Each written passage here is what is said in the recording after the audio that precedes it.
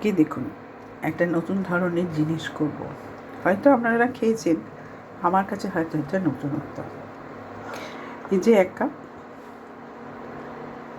এক কাপ গোবিন্দভোগ চাল নিয়েছি, নিয়ে কাল রাত্রিরে ভিজুত দিয়েছি।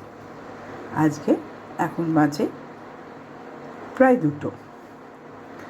সেটাকে এবার ছেঁকে নিয়ে মিক্সার গ্রাইন্ডে দিয়েছি।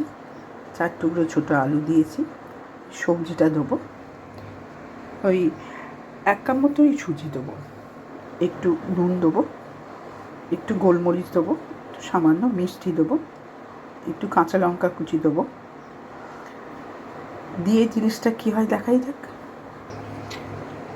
ওই কাপে 3 কাপ জল দিয়েছি। এবার একসঙ্গে এটাকে পেস্ট করব। দেখুন মিশ্রণটা হয়ে গেছে। এখন এটা করব না, এটা ঢাকা দিয়ে ফ্রিজে রেখে দেবো, সন্ধেবেলায় করব। এটা একটু চিনি দিয়েছি, নুন কম ছিল একটু দিয়েছি, আর ভাজা মশলা দিয়েছি, আর 1/2 চামচ ইনো দিয়েছি।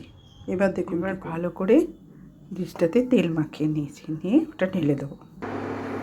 এবার জলটা গরম হয়ে গেছে, এর উপর ওটা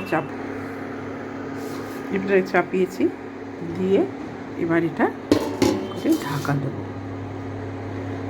মিনিট 10 পর দেখব কি হয়েছে। এই দেখুন, এটা হয়ে গেছে, গাটা প্লেন লাগছে। এবার এটা বন্ধ করে দেবো। তারপর একটু ঠান্ডা হলে তারপর কী করি দেখুন। এগুলোকে পিস পিস করে কেটে ফ্রিজে রেখে দিয়েছিলাম 1-2 ঘন্টা। তারপরে বার করে ছাঁকা তেলে ভেজেছি।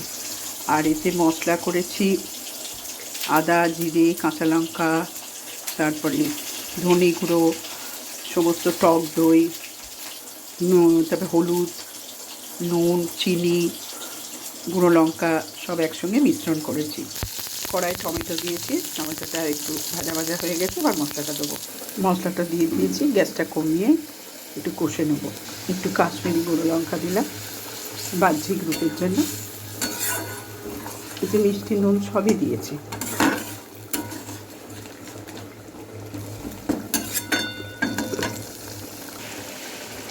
এবার এগুলো হয়ে গেছে।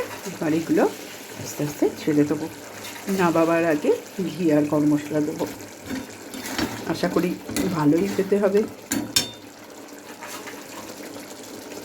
এবার একটু ঢাকা দিয়ে মিনিট 5 এবার ঘি আর গরম মশলা দিয়ে দিয়েছি।